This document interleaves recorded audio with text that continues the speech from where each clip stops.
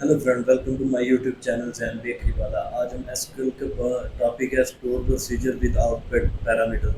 Last हमने tutorial में देखा था कि इनपुट पैरामीटर हम देते थे और उससे वैल्यूज यानी कि हमें जो भी रिजल्ट हमने लेना होता तो वो लेते थे। अब हम हमारे पास वैल्यू आ रही है आउटपुट पैरामीटर। ठीक है, हम स्टोर प्रोसीजर को देखेंगे आउटपुट पैरामीटर के हिसाब से। ठीक हो गया। और अब हम देख चलते हैं जी SQL सर्वर मैनेजमेंट स्टूडियो की तरफ। ठीक हो गया। और अब हम ये देखते हैं जी, यहाँ पे हम अपना प्रोसीजर लिखते हैं और उसको उसके अंदर आउटपुट पैरामीटर भी देते हैं। लाइक हम यहाँ पे लिखते हैं जी क्रिएट प्रोसीजर, CEDURED प्रोसीजर, कोई भी नाम देते हैं। SP यानी कि गेट बाय वैल्यू बाय जेन। ठीक हो गया। At M. ठीक हो गया, ये हमारा प्रोसीजर का नेम हो गया।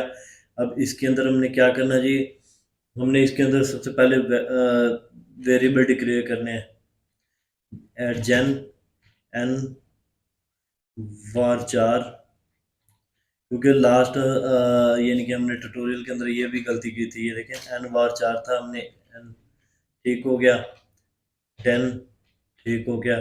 और अच्छा, ये अब हम दूसरा जो यानी कि आउटपुट जिसमें लेनी है वो हमने शो करवाना है। Output COUNT count, counter int. ठीक है। और जब और जो आउटपुट आपने यानी कि वेरिएबल शो कराना, उसके लिए आउटपुट आपने लास्ट में लिखना है। ये गलती नहीं करनी। ठीक हो गया। उसके बाद एज बिगिन। ठीक हो गया। उसके बाद एंड। ठीक हो गया। अब इसके अंदर अब मेन क्वेश्चन ये है कि हम चाहते हैं कि सिलेक्ट स्टैरिक फ्रॉम। ठीक हो गया। M table. ठीक हो गया। हम चाह रहे हैं जी यानी कि किस बेस पे हम ये चाह रहे हैं कि वो नेम यानी कि काउंट करके लाए, बताए कि कितने हैं जी। काउंट। ठीक हो गया, बताए कि कितने जी। From ID where, where gender,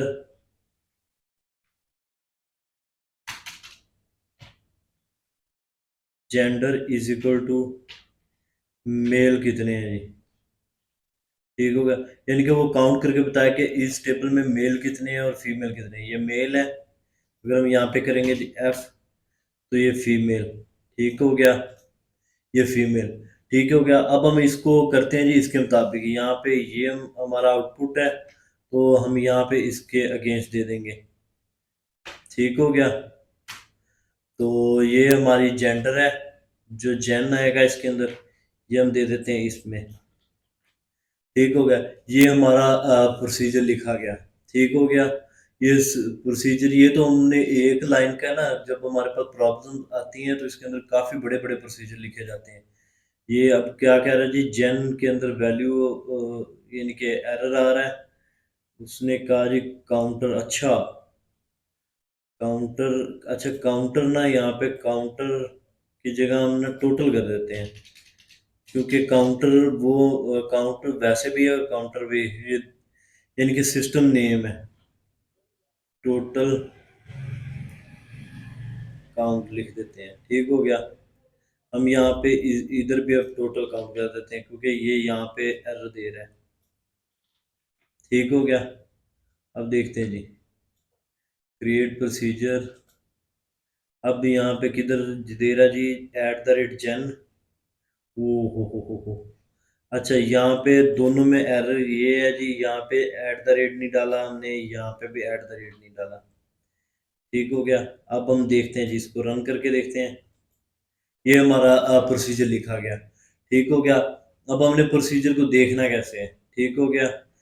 procedure जब भी आपने देखना है तो आपने क्या करना जी, डिक्लेयर लेयर, यानी कि आपने जो भी यानी कि कोई भी दे देना। Total total total int. अच्छा, एग्जीक्यूट क्या कराना जी, एग्जीक्यूट क्यूट या एग्जीक्यूट को क्या हो गया, एग्जीक्यूट एग्जी, इसके स्पेलिंग है, सुनो स्पेलिंग मिस्टेक बहुत हो रही है। एग्जीक्यूट, और इसका नेम हमने दे देना है, यहाँ से जो प्रोसीजर है हमारा, इसका नेम दे देना है। ठीक हो गया। अब इसके अंदर हमने यानी कि ना वो देनी है कि हमने मेल शो कराने हैं, फीमेल मेल, और उसके बाद इसका नेम दे देना। ये देखें एट द रेट वो पूछ रहा है कि टोटल बताओ, जो आपकी आउटपुट आनी है वो दो। ठीक हो गया।